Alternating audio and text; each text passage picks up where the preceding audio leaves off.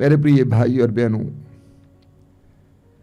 मैंने देखा है जब जीवन में विपत्तियां आती हैं, परेशानी आती हैं, दुख आते हैं, अच्छे से अच्छे विश्वासी, अच्छे से मसीही भी हिल जाते हैं, घबरा जाते हैं, परेशान हो जाते हैं, चिंतित हो जाते हैं, लोगों से जाकर बोलने लगते हैं, रोने लगते हैं, उदास होने लगते हैं। पवित्र ग्रंथ में एक वचन है जो मैं कई बार दोहराता हूं, जो विपत्ति और परेशानियों के समय मैं इस्तेमाल करता हूं। वो वचन है फिलिप्पी अध्याय 4 वाक्य 6।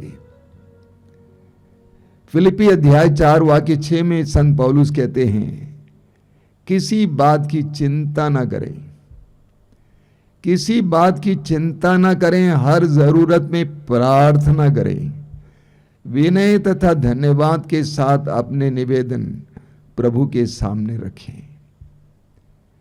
जहां तक हो सके मैं इस वचन का पालन करने का प्रयास करता हूं। जब आश्रम या व्यक्तिगत जीवन से संबंधित कोई भी चिंता या फिक्र मन में आ जाती है, तुरंत इस वचन को मैं याद करता हूं और इसका पालन करता हूं। वचन कहता है किसी बात की चिंता ना करें। हमारे जीवन में सबसे पहले चिंताएं आ जाती हैं, क्या होगा, क्या होने वाला है, नौकरी चली गई, पापा गुजर गए, बच्चा बीमार पड़ गया है, अब क्या होगा, हमारे मन में चिंता आ जाती है। पौलुस कहते हैं किसी बात की चिंता ना करें, ये चिंता करना कम करो, उसके बदले प्रार्थना करें। किस तरह की प्रार्थना? विनय तथा धन्यवाद के साथ, नम्रता पूर्वक और धन्यवाद के साथ। क्यों धन्यवाद के साथ? क्योंकि हम विश्वास करते हैं कि प्रभु हमारी प्रार्थना को सुन रहे हैं। विनय तथा धन्यवाद के साथ अपना निवेदन प्रभु के सामने रखें, बस। बाकी करने वाला प्रभु है। देखिए, प्रभु के अपने अपने मार्ग हैं, प्रभु के अपने मार्ग हैं जिसे हम समझ नहीं पाते हैं। मैं जानता हूं एक युवती है, हमारे बनारस में रहती है, उसकी उम्र बीतती जा रही है लेकिन विवाह नहीं हो रहा है। बहुत ज्यादा चिंतित रहती थी, कभी कभी मेरे पास आती थी, रोती थी और मुझसे कहती थी आप मेरे लिए प्रार्थना क्यों नहीं करते हैं। और उसका विवाह तय हो गया है, अब जल्दी होने वाला है, एक अच्छे लड़के से। प्रभु का अपना मार्ग होता है। उत्पत्ति ग्रंथ के यूसुफ के बारे में कौन नहीं जानता है। याकूब का बेटा यूसुफ जो अपने ही भाइयों के द्वारा बेचा गया, जो एक गुलाम बन गया, मिस्र देश लाया गया, कठिन परिस्थितियों से गुजरा, जेल में बंद किया गया। लेकिन एक ऐसा समय आता है कि वही यूसुफ जो अपने भाइयों के द्वारा तिरस्कृत और बेचा गया था, मिस्र देश का शासक बनता है। प्रभु के अपने मार्ग होते हैं। मैं बनारस में एक बहन को जानता हूं, वो बेटी के समान है। पहले उसकी हालत बहुत गंभीर थी लेकिन वो प्रभु के द्वारा अच्छी हो गई। अभी प्रार्थना चलाती है, लोगों को प्रार्थना में बुलाती है, एक साथ बैठकर उनको सहारा देती हैं। अचानक उसका मकान, 2 साल पहले की बात है, उसका मकान जो हाल में उन्होंने बनाया था, ऊपर से नीचे तक अलग अलग जगह पर दीवार फट गई। दीवार फट गई ऊपर से नीचे तक। गरीब लोग हैं, बड़े मुश्किल से उन्होंने मकान बनाया था। सभी लोग रो पड़े, वो बहुत ज्यादा निराश हो गई, यहां तक कि मुझसे मिलना भी नहीं चाहती थी, रोती रहती थी, हमारा मकान फट गया, अब क्या होगा।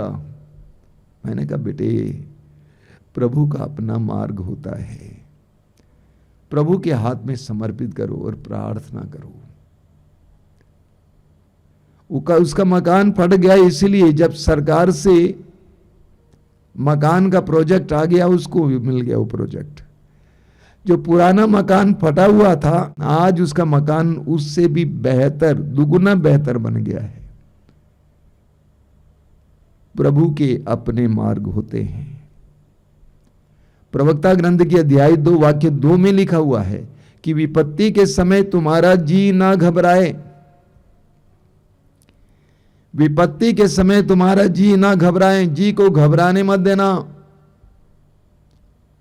अगर आपका जी घबरा जाएगा, आपका हृदय घबरा जाएगा, सब बेकार हो जाएगा। तो वचन कहता है विपत्ति के समय अपना जी ना घबराए, अपने को संभालना है। कुछ बातें हमें जानना होगा। सबसे पहली बात यह है कि आपके जीवन में कोई भी घटना नहीं होती है जिसका ज्ञान प्रभु को नहीं है। एक विश्वासी के जीवन में जो जो होता है उसका पूरा ज्ञान प्रभु को है।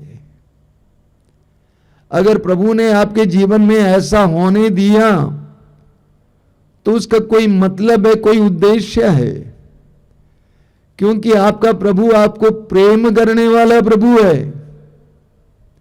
इस सत्य को आपको मानना होगा कि गॉड नोस, ईश्वर जानता है कि मेरे जीवन में फिलहाल क्या हो रहा है। इस्यास नबी के ग्रंथ के अध्याय 43 वाक्य 2 बहुत सुंदर वचन है। प्रभु क्या कहते हैं इस्यास अध्याय 43 वाक्य 2 में, जब तुम समुद्र पार करोगे मैं तुम्हारे साथ रहूंगा। जब तुम समुद्र पार करोगे मैं तुम्हारे साथ रहूंगा, जलधाराएं तुम्हें बहाकर नहीं ले जाएंगी। यदि तुम आग पार करोगे तो तुम नहीं चलोगे, ज्वालाएं तुमको भस्म नहीं करेंगे, क्योंकि मैं प्रभु तुम्हारा ईश्वर हूं। और विश्वासी को और मसीह को इस बात का पक्का विश्वास होना चाहिए कि प्रभु जानते हैं कि मेरे जीवन में क्या हो रहा है और प्रभु मुझे प्यार करते हैं। और विश्वासी को इस तरह का अनुभव होना चाहिए। और विश्वासी को यह एहसास होना चाहिए कि मेरा प्रभु जिंदा है, जीवित है। वो जीवित हमारे साथ है। यह एहसास होना चाहिए कि प्रभु हमारे साथ है। जब हम परिस्थितियों से गुजरते हैं जो हमें दुख देने वाली हैं, घबराहट देने वाली हैं, उस समय हमें इस बात को जानना है कि प्रभु हमें प्यार करते हैं और हमारे साथ हैं, जीवित हैं। हगाई के ग्रंथ के अध्याय 2 में हम पढ़ते हैं, जब इस्राएली लोग बाबुल के राजा के द्वारा गुलाम बनाए गए और बाबुल ले जाए गए और उनका मंदिर नष्ट किया गया, यरूशलेम मंदिर तहस नहस किया गया, खंडहर बनाया गया। अब कई वर्षों के बाद उन लोगों को अपने देश वापस लौटने के लिए अनुमति मिलती है। जब वे यरूशलेम आते हैं, उन्होंने उस खंडहर को देखा।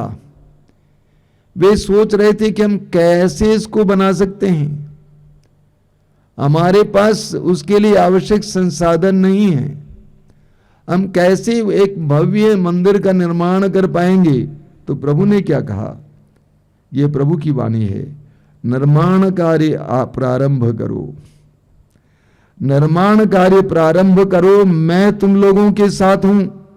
यह विश्व मंडल के प्रभु की वाणी है।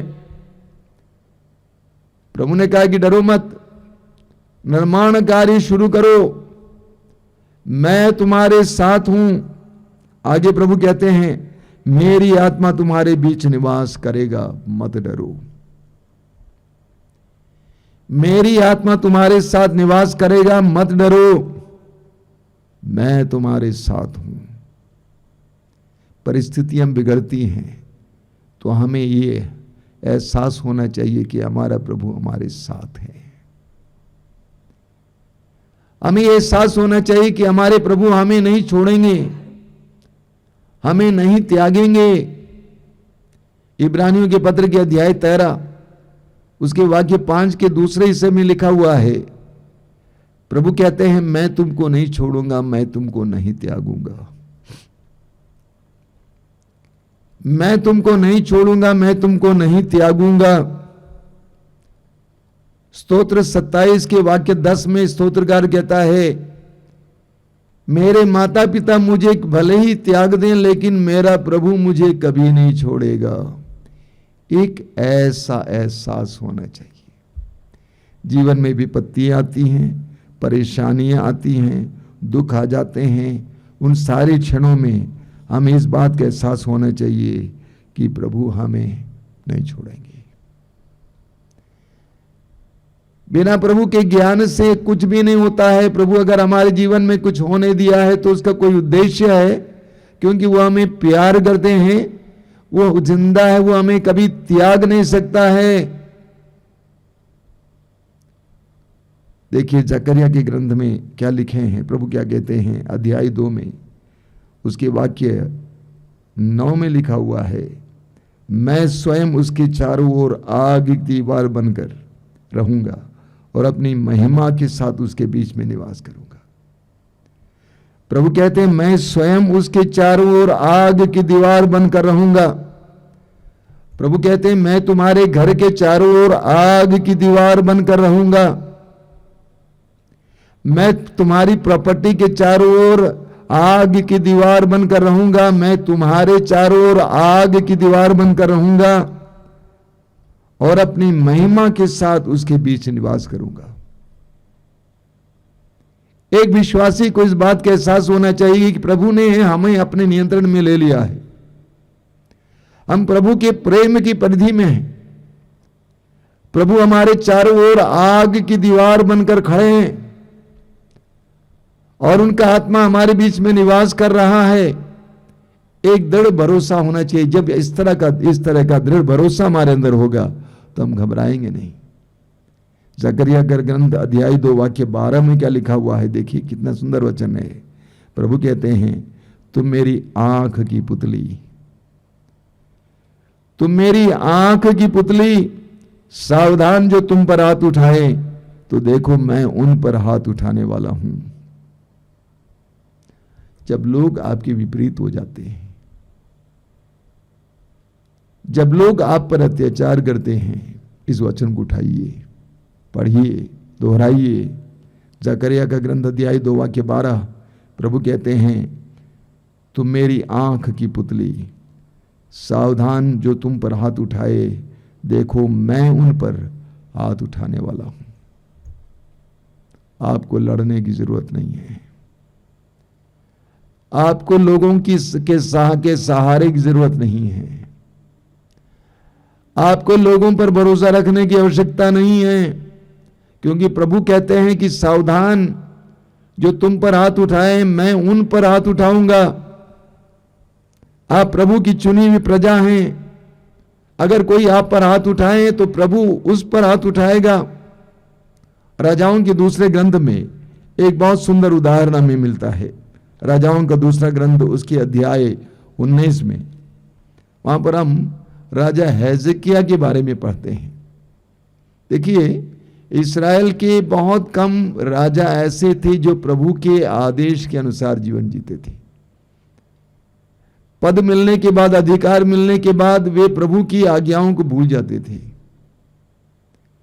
हेजकिय्याह उन राजाओं में से हैं जो ईश्वर के आदेश के अनुसार जीवन जीते थे, प्रभु की वाणी के अनुसार जीवन जीते थे, प्रभु पर भरोसा रखते थे। उस समय असूर का राजा इस्राएल के एक एक प्रदेश को अपने अधीन करता जा रहा था और उस समय यूदा का राजा था हेजकिय्याह।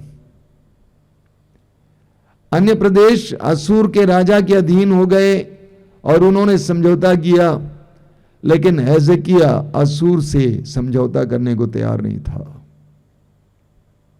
असूर के राजा ने एक धमकी भरा पत्र भेजा। यूदा के राजा हेजकिय्याह से कहोगे, पत्र में क्या लिखा हुआ था, तुम अपने ईश्वर का भरोसा करते हो जो तुम्हें आश्वासन देता है कि यरूशलेम असूर के राजा के हाथ में नहीं पड़ेगा।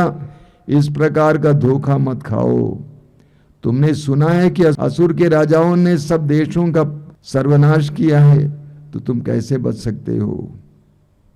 एक धमकी भरा पत्र एजेकिया को भेजा जाता है। एजेकिया क्या करता है, वाक्य 14 में लिखा हुआ है, एजेकिया ने दूतों के हाथ से पत्र लेकर पढ़ा। इसके बाद उसने मंदिर जाकर उसे प्रभु के सामने खोल कर रख दिया और प्रभु के सामने एजेकिया ने प्रार्थना की।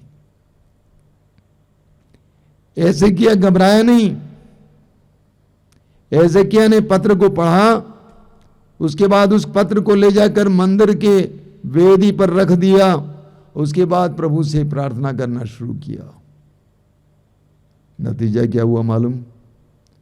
नतीजा ये हुआ, अगली रात को ईश्वर के दूत ने असुर के राजा के सैनिकों के शिविर में प्रवेश किया और 1,85,000 लोगों को मार डाला।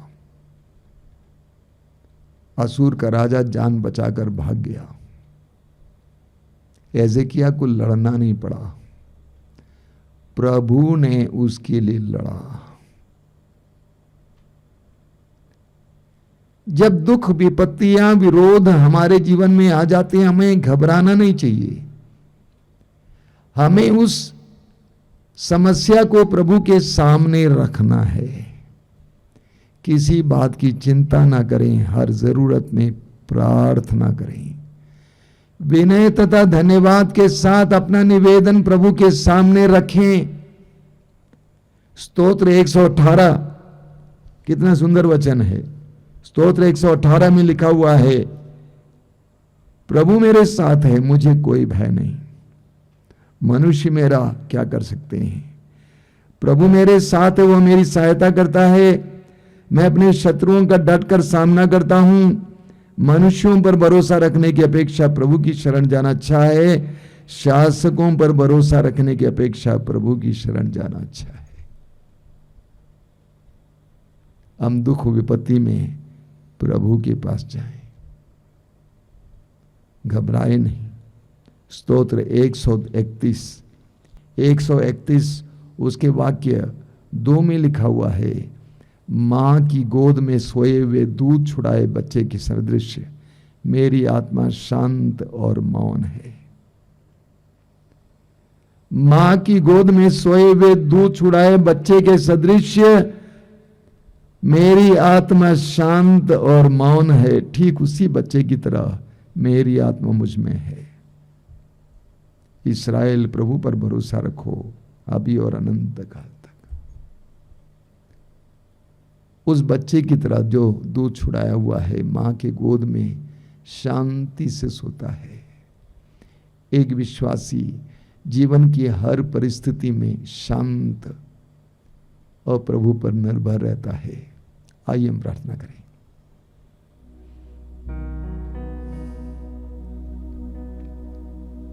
प्रभु धन्यवाद देता हूं इन पलों के लिए, इस सुंदर समय के लिए धन्यवाद देता हूं यीशु।